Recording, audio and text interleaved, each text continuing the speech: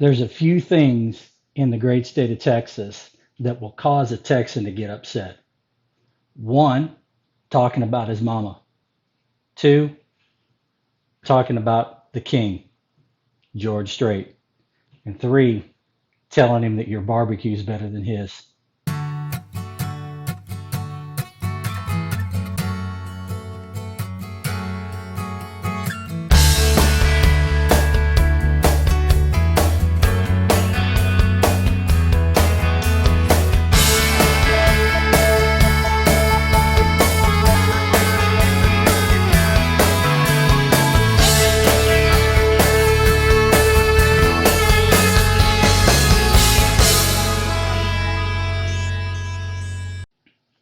So Texas.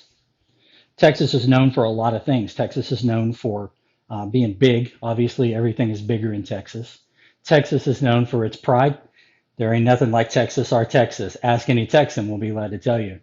And Texas is known for our barbecue. As a matter of fact, it's as close to a religion in Texas as you can. And today we're going to talk a little bit about barbecue in Texas. Now, typically when we talk barbecue in Texas, we're talking about brisket. We're talking about beef, but not today because everybody does beef. But what I want to do is in an effort to be able to help you as the general cook at home or just somebody that just likes to eat. But if you're like us and you're just stuck here in the middle of this crazy COVID 2.0 that we're currently in right now, you want to figure out how to get really, really tasty food to your table quickly and easily. Now, how do you get quick and barbecue together in the same sentence? Well, I'm glad you asked, and we're going to show you about that today. Today, we're going to talk about pork shoulder or a pork butt roast. This is primarily used for pulled pork or a roast pork sandwich, but today we're going to make some pulled pork out of this, and I'm going to show you a real easy way to do it. But the first thing we got to talk about is, all right, the piece of meat is pretty easy. This happens to be just, the big brand name Smithfield fresh pork that you can get at just about any grocery, no matter where you are. So whether you're in the Northwest, whether you're up north, or whether you're here in Texas, Smithfield is a national brand and it's pretty easy to find. Certainly, if you could get a locally produced piece of pork that's natural and that the farmer, that's even better. But today, because of COVID, because of everything else, we're going to go with what we had available. So typically, a pulled pork roast is going to start with a pork shoulder bone in. That's going to be about 7 pounds, somewhere between 6 pounds and 9 pounds is the typical average for it. You want to make sure that it's got some fat on it, both sides of it, and it's got a nice fat cap on the back side. So let's talk about a couple things. In Texas, barbecue is, like most of the places in America, defined by the types of seasoning and the way that you season the outside of the meat. So in Texas, if you do Texas barbecue at all, a couple of these guys that are sitting right over here. First, Black's Barbecue. Black's Barbecue is my personal favorite. Shh, don't tell anybody. It's my personal favorite of the big barbecue place. The Black's family has been in business for an awful long time, and they use in their seasoning. You can buy it in their store. Go in. They've been since 1932. You could go into their store and buy their dry rub. And let me give you the secrets behind it. It is salt and it's pepper and it's red pepper flakes and it's ground cayenne and a little bit of color and some oil to keep it from sticking together. But that's it. Stubbs Barbecue is right out of Austin, one of the oldest barbecue places. As a matter of fact, I think he is the oldest barbecue in the state of Texas. Fantastic. This dude can cook. He can flat make some food. So Stubbs Barbecue out of Austin. His magic recipe is sea salt, black pepper, and paprika for the color.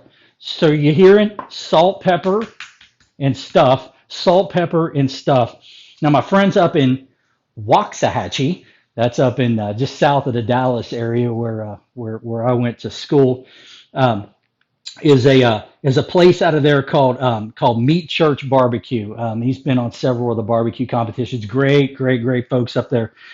Theirs, he's got a little more complexity to it. So he's got salt and pepper, but he's got sugar, he's got honey powder, and he's got stuff in here. I'm getting old. I can't read anymore. He's got dehydrated jalapenos, dehydrated garlic, and celery. Well, it tastes good. I don't care what all what's got in it, but it's really good. But this is really hot.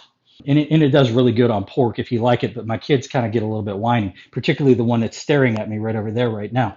And then when you're talking Texas barbecue, is that the master of Texas barbecue is Mr. Aaron Franklin. Barbecue should be made up of really, really good meat, 1 part salt and 1 part pepper. And that's it.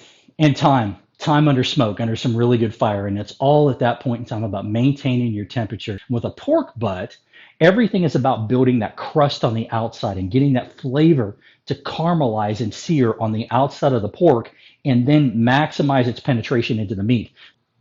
All right, so making our own dry rub seasoning that's going to go on this pork. And I know we spent a lot of time talking about all of the stuff that goes into it, but you're going to love the product when we get to the end.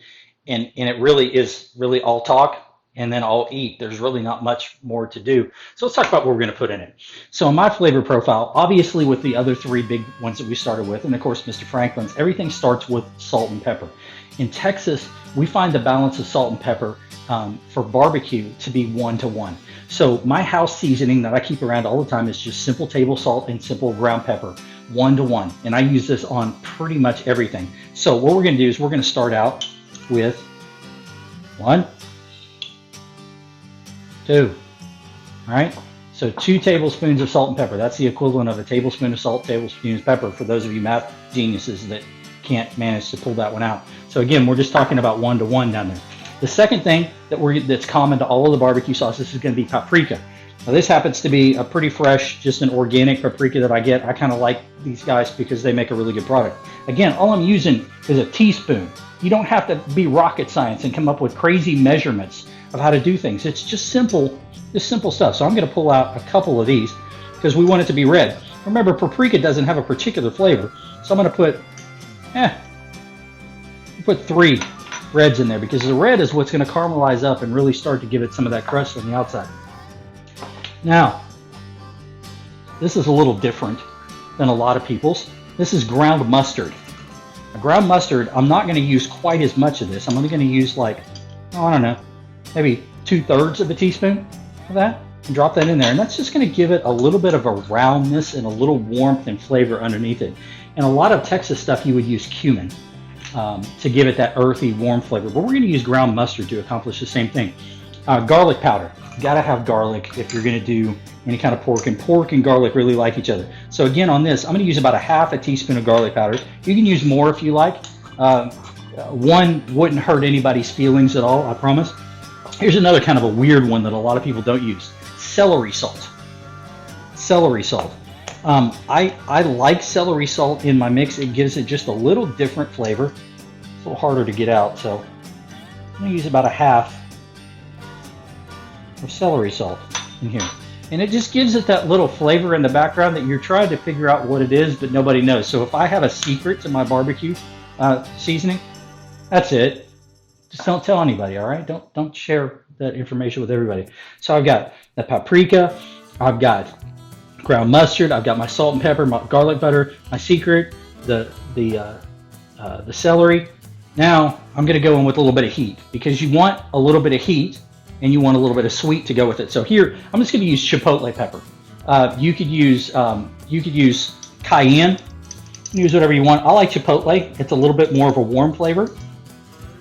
And again, all I'm going to do is I'm going to go in with about 1/4 of a spoon of that. Now here's where it gets fun. Sugar, because if you've got heat, you got to have a little bit of sugar in it. And the sugar is going to, again, help really caramelize things. I'm going to get real scientific on this, but we're going to go for about 3 good spoons of that in here. 1, 2, 3. Feel like Justin Wilson. Worcestershire salt. About 2 tablespoons. 1, 2 tablespoons. A little more.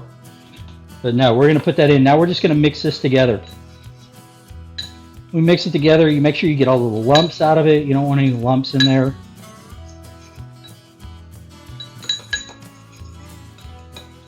Now look, don't be afraid of this. None of this stuff in here is going to kill you. Take a little bit of it. Taste it. It's got salt. It's got the warmth. I taste the celery. I taste the mustard. I taste everything, and everything is in a really nice balance the way that it is right now. There's nothing that particularly stands out more than in others. And then right there is where that little hit of that chipotle kicked over, and you got just a warm taste in the back of your mouth, just a little bit of heat. If you like it hotter than that, hey man, go for it. Grab some cayenne and throw about 1/4 of a teaspoon of cayenne in there. It'll light you up. It'll make your nose run. If that's the way that you like it, that's the way you like it, and that's cool. You can do anything you want. So now I've got this beautiful seasoning that's sitting over here, and I'm going to mix it in with the stuff that I already did earlier because I knew I was going to need a little bit more. But it's the same measurements, and you can see that I've got probably 2 portions of it here. Now I'm not going to use quite that much at the end, but that's what we start out with. Now I've got my pork. It's still sitting in the bag, and I've got it sitting in one of these trays here because there's going to be some juice that's going to come out of this bag. Now I've allowed this pork shoulder to kind of come up to room temperature. It's been sitting here for about 45 minutes, and that's important because when we go to put it on the smoker, I want it to be cold, but I don't want it to be so cold that it starts to seize up and immediately starts to the moisture within the thing starts to just kick off all of the flavor. We're going to work hard on making sure that this thing holds onto the flavor. So I've just got some kitchen shears here. Don't use your wife's scissors that she uses for, for sewing and things like that, because you're going to get in trouble and then you're going to blame me for it, and I'm not interested in any of that. So don't do that. Use kitchen aid. That's not sewing aid. Kitchen aid. Get those. You can find those down at that blue place. You can get them all over the place, and they're not really expensive, but you need a good pair of kitchen shears. Now, pull this out. Put it in my handy dandy trash can. Now I've got some paper towels here. It's important when we're starting and we're working with the pork shoulder, we need to dry it off. We need to make sure that all of that liquid off of the skin has been pulled off and it's dry. And what that's going to do is it's going to help us really get the seasoning to stick to this guy. So we want to make sure that you're good and dry. We don't do any type of searing or anything else on this. We just simply put it on there. So we've got the porks, we've got the fat cap side, and you can see this one's been trimmed pretty nicely. There's not a whole lot of fat layer on the top of it, but we want this fat cap. This fat cap is very soft. So you can see how it moves, and when that starts to render, that's going to render down inside of the meat, and it's going to keep the meat really moist. Now there's a lot of people that talk about injecting or not injecting. Whatever. At the end of the day, there's so much fat content inside of this pork shoulder that you don't really need to add a whole lot of moisture to it. The injection is really only for flavor, but I'm going to get enough flavor between my smoker, the seasoning that we have here, and the amount of time that we allow this to rest. So in doing that, my wife will yell at me, but I'm going to take my ring off for just a second because I don't like getting all that stuff inside of it. It's kind of gross. So I'm going to start out with some good old-fashioned yellow mustard. Yellow mustard is what's called slathering. And all we're going to do is we're just going to drop this dude on here, and we're going to give it a good massage. We want this all the way around. Rub it all the way in, all the way around. Some people get real excitable about this whole thing. I can wash a bottle just like I can my hands. Y'all chill out. I'll call the food police on me. I'm going to rub this thing around. Now, when I cook this, I want to cook it with the fat side up. So I'm going to start by seasoning the bottom side of it first so that I keep that fat layer the way that it is. Now again, I've made this specifically for what we're going to do here. So again, the food police don't have to be called on me here. Cross-contamination is not going to happen because I'm only using this for this. And you can see we're going to generously coat this thing. And I want to pat it down, and if we've done it right, the meat, because it's dry, it sticks and it starts to turn solid really quickly. So I want to go all the way around, make sure that everything on this side is done. Then we're going to flip it. I'm going to do the same side here. This is what's called presentation side, so I want to make sure that it's nice and pretty. I'm going to take this dude. There's guys that have all kinds of technique for this. Only technique I'm concerned about is how long is it going to take it before I have to eat it. Again, you got all this stuff down here. Don't waste it. Get around a little bit. Make sure that you get it all the way on, and that everybody has some happy powder on them. All the way around. Don't want any escapees. This is the area where the bone is. I want to pay attention to that, make sure that we get it. Now, some people ask sometimes, can you make this barbecue rub in advance? Yeah, you can, but I'm going to tell you, the longer that it sits around, the less potent that it is, and it'll taste less like what it's supposed to taste like. All right, so you can see we're pretty much rounded all the way through this thing.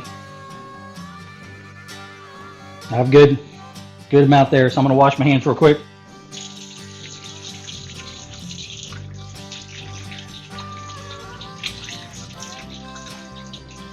So by the way, if you have a cut on your hand and you get chipotle or cayenne in it, it kind of hurts. That was free. Dang. Lawnmower injuries. It's another story. You'll have to follow Facebook to know what that means. All right, so now what we're going to do is we've got this thing dried and it's sitting here. So what we need to do now is we need to let the magic happen. I got to let it sit for about 30 minutes inside of the refrigerator while it kind of just absorbs the salt down inside of the meat and allows it to be able to basically dry brine or salt brine inside of its own self. And that's going to let that flavor start to penetrate down. If I go and throw it directly on right now, it's cool. It'll be fine. You can do that. But what winds up happening is when the meat starts to sweat, the seasoning comes off. So I want to let this thing take some time and really suck some of those seasonings down inside of it. So we'll come back in a minute and we'll go out and we'll throw this on the smoker. Okay, so we've come outside. The pork has been on the smoker now for about 4 hours. I wanted to kind of show you what that looks like here. So we're inside the Traeger, and you can see it's got this beautiful mahogany color to the skin out there. It's soft. It's ready to kind of roll. It's been going. My Traeger has been on at 250 degrees. It's been sitting there for about 4.5, 5 hours, and the temperature of the meat, according to the probes, is, it's hard to see that, it's 173 degrees. So it's actually moving along pretty well. At this point in time, this pork has taken on all of the smoke flavor that's going to take. So what we're going to do at this point in time is I'm going to take it out, and I'm going to take it inside, and I'm going to show you how we're going to finish this thing. So y'all hang out and watch with me. All right, so I got the pork off of the smoker outside, and I brought it inside, and I just put it in this metal bowl to bring it in here because you can see that it's just, you know, it's not, I mean, it's got this beautiful bark on the outside of it, and it's cool, and everything is there, and it's starting to kind of crisp up a little bit, but it's still got a long way to go. It's about 170 degrees inside. So what I want to do at this point, you guys have seen this. This is an old version of this. It's like the Power Cooker Pro is what it is, but you can use that instant thing or, you know, any of these other pressure cookers at this point in time. It really doesn't matter which one you choose. What you do need to understand is a little bit about how the manufacturer makes them work. With the Instapot requires that you have some liquid inside. Whereas my Pressure Cooker Pro, it doesn't give a single about any of that, of what's inside of here. So the only liquid that I'm going to put inside of it is the liquid that's going to eventually come out of this roast as it comes, but there'll be plenty in here, I promise. If you have an Instapot, it requires that you have like a cup of liquid inside of your pressure cooker before it's actually going to be able to close, before it'll actually take off. It's smarter than me. I'm sorry, I'm just an Aggie. That's the best I can work with. But mine doesn't require any water. If yours does, put some water in it. Here's what we're going to do. I'm going to take this dude and I'm going to just put it down. I'm going to transfer it. You know, again, rocket science. It fits inside. I'm going to take my lid and my pressure cooker. Make sure that my children put the thing on the inside. because sometimes they don't.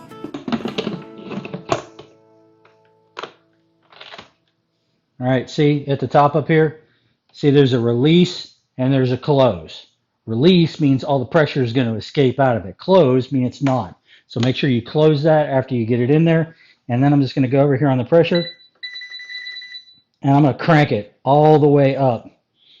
And it's going to let me the thing. And then I'm going to take my cook time. Uh-oh.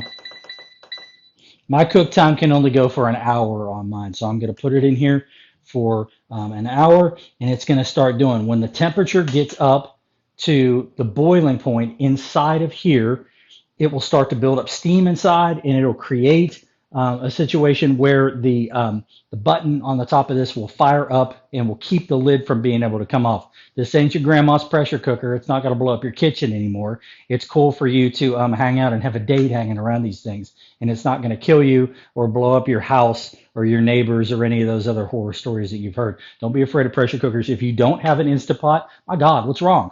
Get out and get one of these things. This will make you happy. It'll make you a much better cook. And we'll talk about ways to use these in some other episodes later on. But for right now, let's go. Hurry up. All right, so here we go. It has been now an hour in the pressure cooker, and I'm going to flip this around for you so you can see.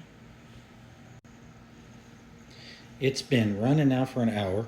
The timer has turned itself off. It's just down here where it says that it's on keep warm. So I'm going to cancel that and I'm going to turn it off. Now, remember earlier we were talking about what was on the top here. This has got a release and it's got a close over here on this. And remember I said that there was a little thing down inside. There's that little pin down there that's caught up that keeps the thing from being able to go. So this is the fun part. We're going to stand back a little bit.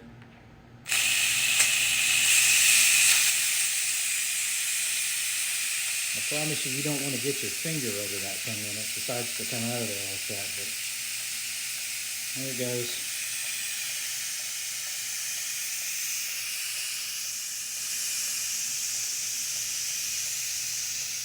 I'm glad my people cleaned up after themselves in the kitchen when they came in and made dinner. You see that we started out, there was daylight outside, and it's kind of getting to the point to where it's not daylight anymore. This has been indeed going a little bit. It's now 8:30. And we started this thing right at about 2 o'clock this afternoon. So 6.5 hours we're in.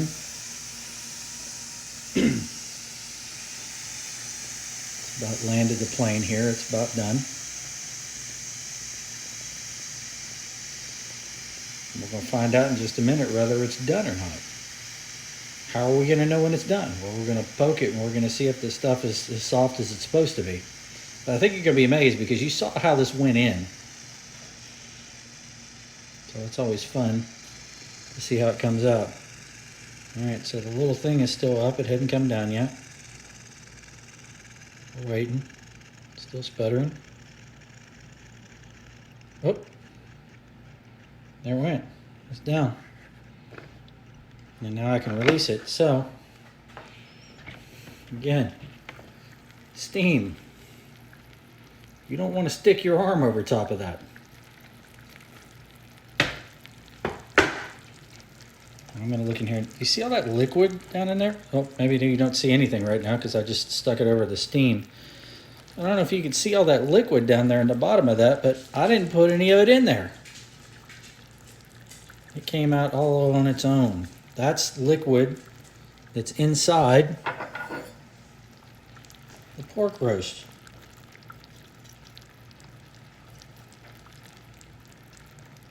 It's jiggly.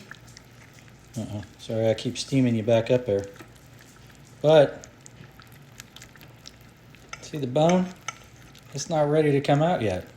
So that means that it's not quite done yet. We need a little bit more time. And that's about what I figured it was going to be. So, again, that's super hot inside of there. I'm going to put the lid back on.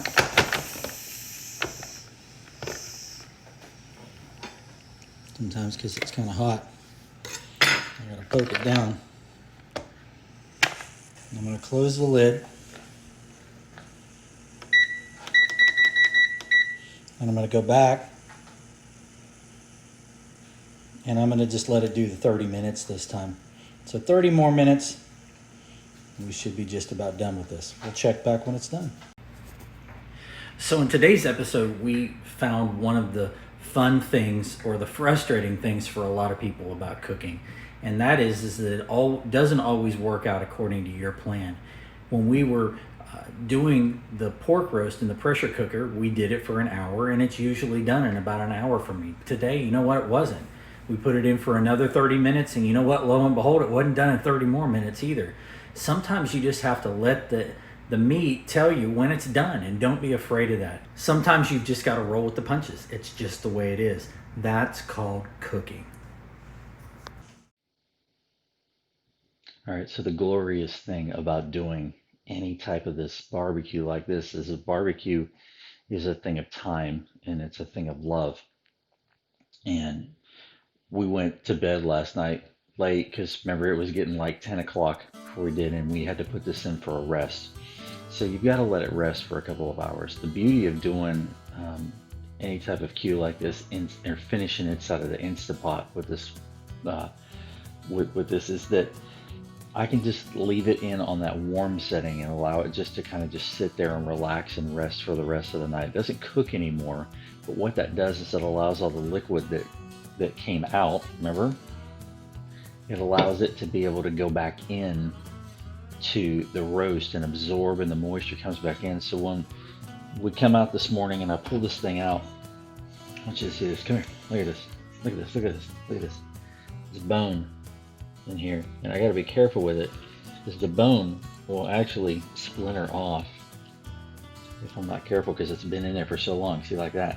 So you want to be careful that you don't wind up with bone fragments inside of your stuff. So,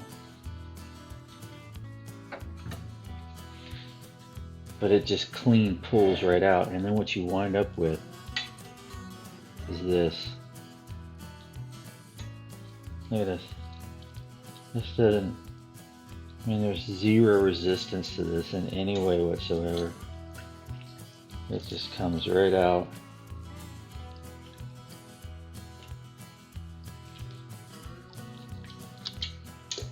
It falls right apart.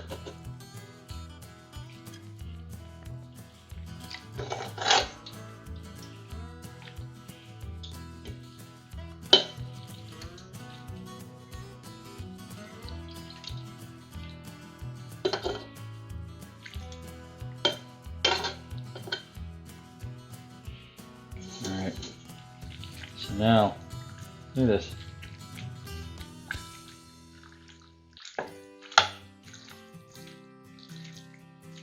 Just take your tongs and just lightly pull it apart. It's got plenty of moisture inside. Remember, I didn't put any water. I didn't put any liquid. I didn't put any injections. I didn't put anything in this at all. All I did was just take it off of the trigger, put it directly into the crock pot, and here we go this morning. Now, once you pull this, and the pork has been pulled, it's important you got to taste it a little bit, because you had seasoning on the outside, but we need to taste what it's like on the inside.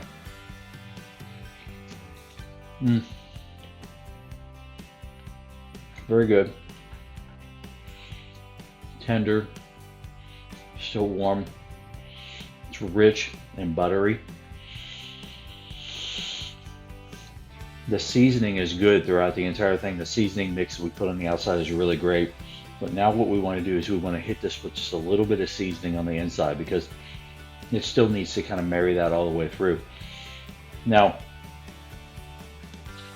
typical barbecue, particularly in the Carolinas, is going to have a vinegary mop that they're going to put over the top of it.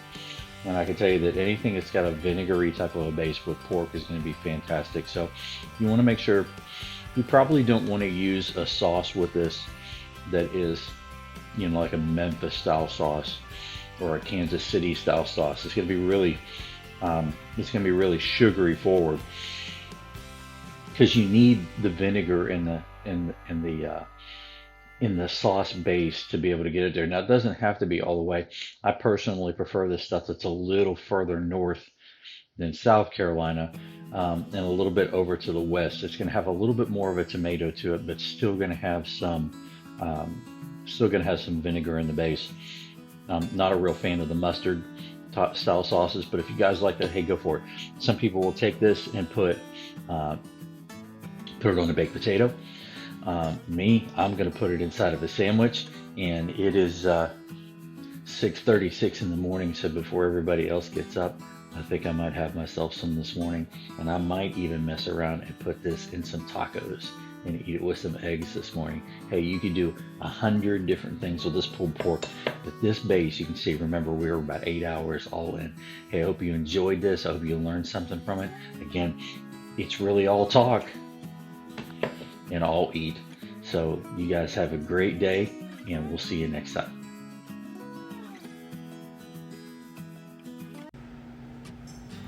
Hey everybody, Greg Rudy. I am thrilled to death that you guys are enjoying this video series and enjoying our channel and the recipes and the fun that we're having putting these videos together. I hope that you're enjoying them at least, and I hope that you're getting some great recipes and some ideas and learning some better ways to cook.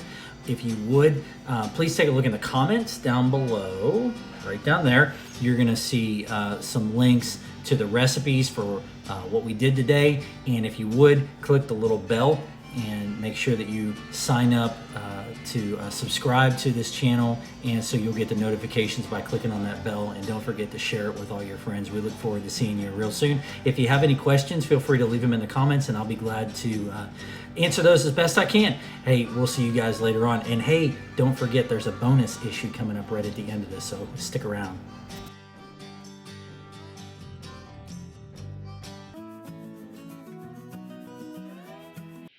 Hey, bonus feature, I'm going to show you something real quick. So one of my favorite ways to do it is I've got some corn tortillas right here. And these are just the ones that you buy from the store. So they come and they're kind of hard as a brick, but they're still pliable. So what do you got to do to get these? So I'm going to take a paper towel and I'm going to just wet this real quick. It doesn't need to be a whole lot of water. Squeeze the water out of it, because all you're looking for is to create a little bit of steam. And I'm going to put this in our handy dandy microwave. So I'm going to open this up. I'm going to take my tortillas. I'm going to just put a few of them right here in the middle. I'm being selfish this morning. It takes 2 for every one that you do, so you want to make sure that you don't have 5 like I do right now, because otherwise somebody's not going to get theirs. So I got 6. I'm going to just wrap these in here kind of tight. I got 6 tortillas. It goes in for 10 seconds a tortilla. 60 seconds. So while that's cooking, you can take a little bit of fresh cilantro. I know some people don't like cilantro. I don't know what's wrong with y'all, but you do you. So I'm going to take a little fresh cilantro, and I'm just going to pull this apart. It's for rocket science, man. But I got some salsa. Pull that out, because Texas, remember? Come on, isn't it 60 seconds yet? Oh, almost.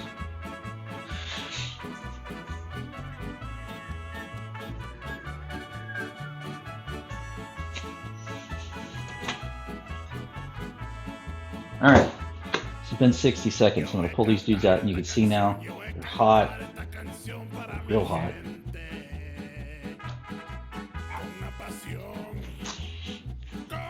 And pliable. I'm gonna take a little bit on my pork. Don't take much. Don't overfill these things. It's the quick desire for everybody is to overfill them. A bit of cilantro. Like cilantro again. I don't know what to tell you. You need Jesus.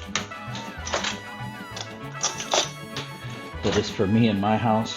We will enjoy it. So now I've got some of my favorite. This is kind of a roasted salsa. Some mild roasted salsa. And I keep a little bit of Mexican cheese around. This is called cotija. It's a traditional Mexican cheese.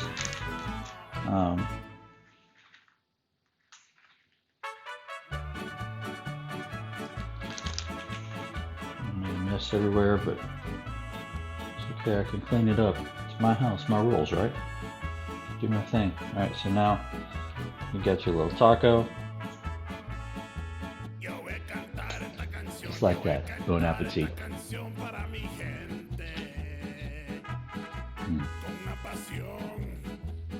Con una pasión